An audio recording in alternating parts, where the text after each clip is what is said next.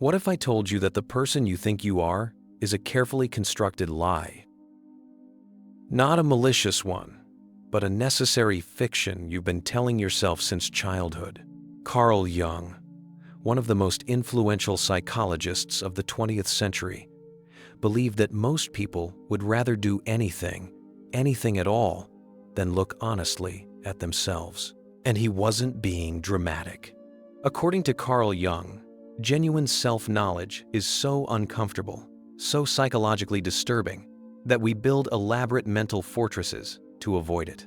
Today, we're diving deep into why the journey inward is one of the most terrifying adventures you'll ever undertake, and why Carl Jung believed it was also the most essential.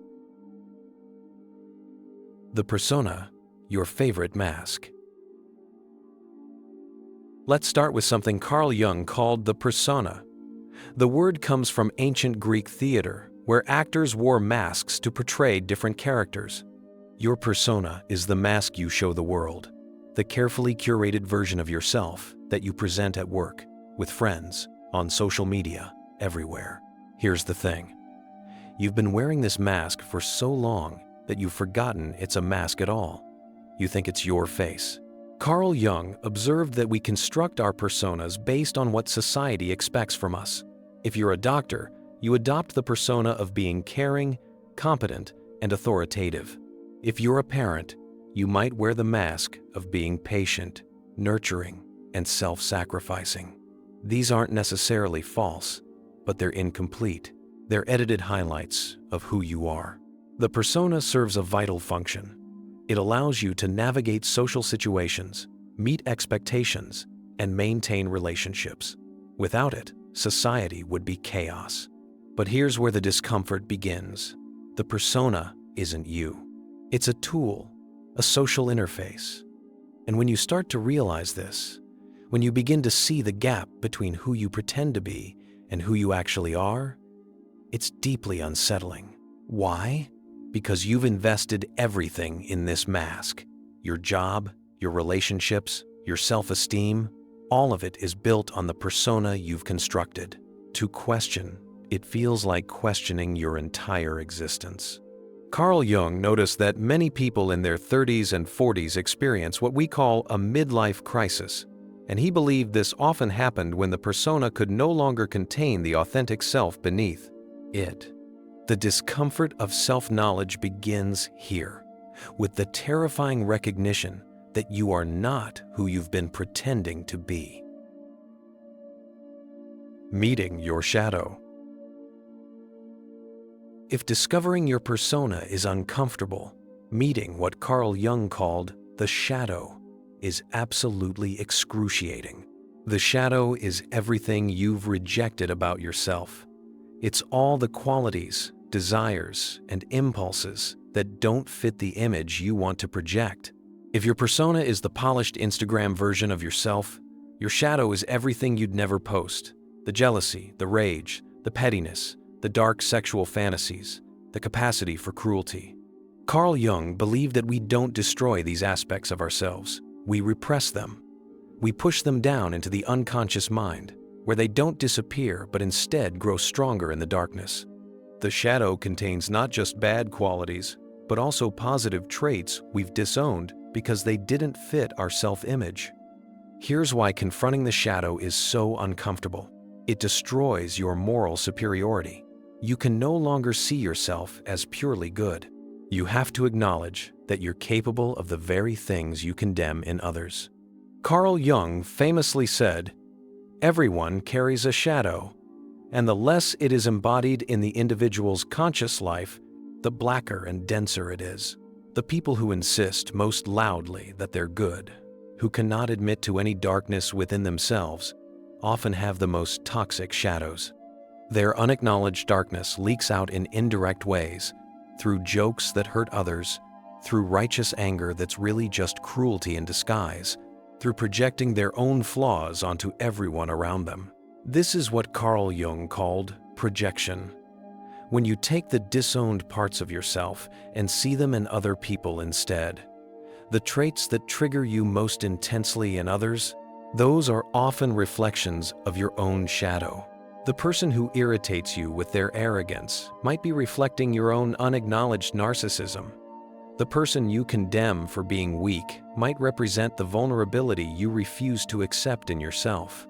Facing your shadow means taking back these projections. It means admitting, yes, I am capable of that too. That darkness exists in me as well. This is profoundly uncomfortable because it shatters the simple story you tell about yourself as a fundamentally good person. The terror of the unconscious. Carl Jung spent much of his career exploring what he called the collective unconscious, a deeper layer of the psyche that we all share, containing universal patterns and symbols he called archetypes. But even before you reach these depths, there's your personal unconscious, a vast reservoir of forgotten memories, repressed experiences, and unexpressed potentials. The discomfort of self-knowledge intensifies dramatically when you realize how little of your own mind you actually control or understand. You like to think you're the master of your inner world, making rational decisions based on conscious thought. Carl Jung's work suggests the opposite. You're more like a rider on an elephant, where the elephant, your unconscious, is vastly more powerful than you are and often goes where it wants, regardless of your conscious intentions. Why is this terrifying? Because it means you're not in control. It means there are forces within you that influence your behavior, your emotions, your decisions, and you're not even aware of them. You might think you're choosing your romantic partner rationally, but unconscious complexes from your childhood might be doing the choosing. You might believe you're acting on principle, but you're really acting out an unconscious pattern you inherited from your family. Carl Jung observed that the unconscious doesn't just contain personal material, it connects to something deeper and more mysterious. In his own journey of self-discovery, which he called his confrontation with the unconscious, Carl Jung experienced visions, encounters with inner figures, and experiences that seemed to transcend his individual psychology. He found this both fascinating and terrifying. The discomfort here is existential. If your consciousness is just a small island in a vast unconscious ocean, what does that say about your free will, your identity, your sense of being a coherent, autonomous self? These questions don't have comfortable answers. Individuation, the painful path to wholeness. Carl Jung believed that the ultimate goal of psychological development is what he called individuation, the process of becoming your true, whole self. This sounds inspiring, maybe even trendy in our age of authentic living and personal growth. But Jung's concept of individuation is far more demanding and uncomfortable than contemporary self-help suggests. Individuation doesn't mean becoming special or unique. It means becoming who you actually are, which often requires giving up who you thought you were. It means integrating the shadow, confronting the unconscious, and dismantling the persona, all while continuing to function in the real world. The process is painful because it requires what Carl Jung called an antiodromia, the principle that everything eventually turns into its opposite. The things you've spent your life building might need to be deconstructed. The beliefs you've held most dear might need to be questioned. The identity you've cultivated might need to be released. Carl Jung noted that many people reach midlife having successfully built their persona, career, and relationships, only to feel an inexplicable emptiness. This emptiness is often the call to individuation, the unconscious saying, "You've become what society wanted, but you haven't become yourself." The discomfort of individuation comes from several sources. First, it's lonely. As you become more authentically yourself, you may find that some relationships were based on your persona rather than your true self. Second, it's uncertain. The path of individuation isn't linear or predictable. There's no guarantee that becoming more authentic will make your life easier or more successful by conventional measures. Third, it requires sacrifice.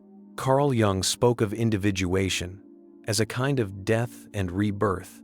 You must let parts of yourself die to allow the authentic self to emerge. Perhaps most uncomfortable of all, individuation means accepting your own wholeness, which includes accepting your limitations, your mortality, and your fundamental aloneness.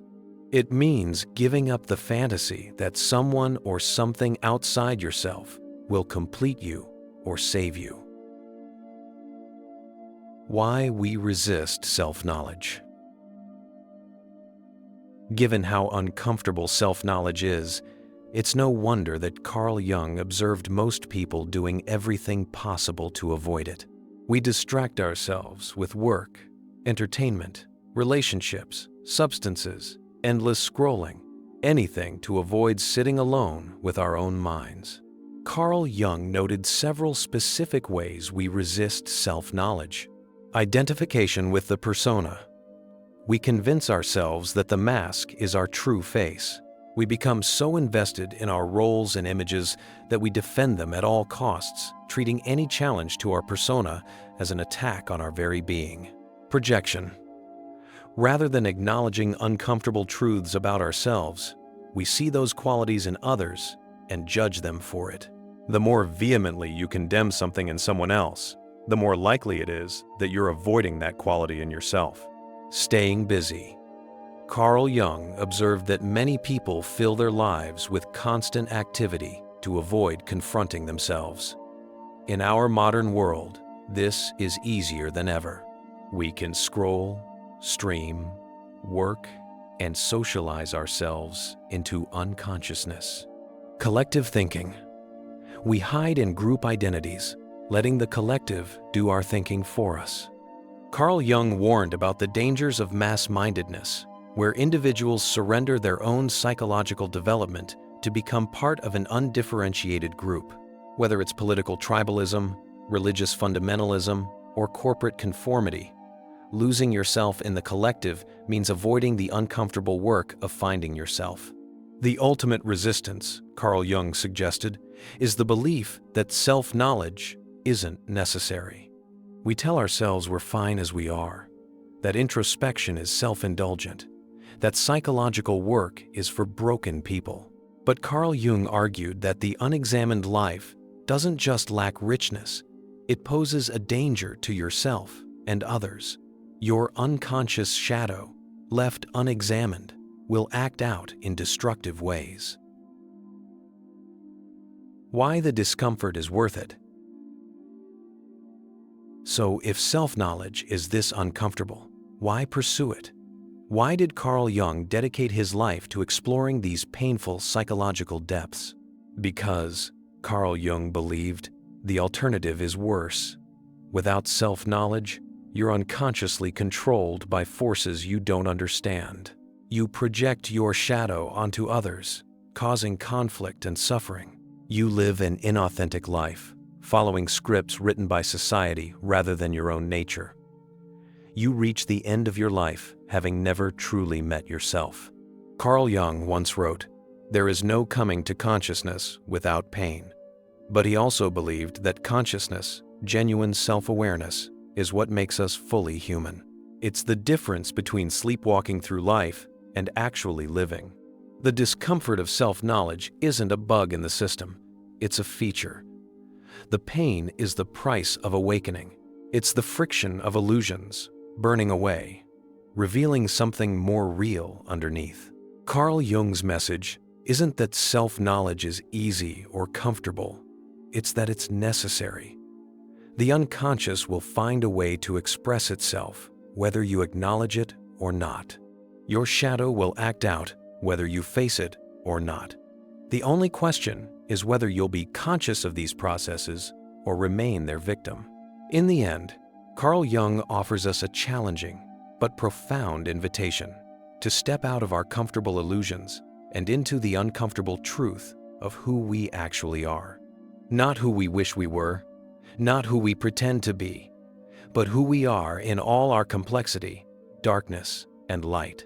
The journey is uncomfortable, but on the other side of that discomfort lies something invaluable: the freedom of being genuinely yourself, the wisdom that comes from self-understanding, and the integration that makes you whole.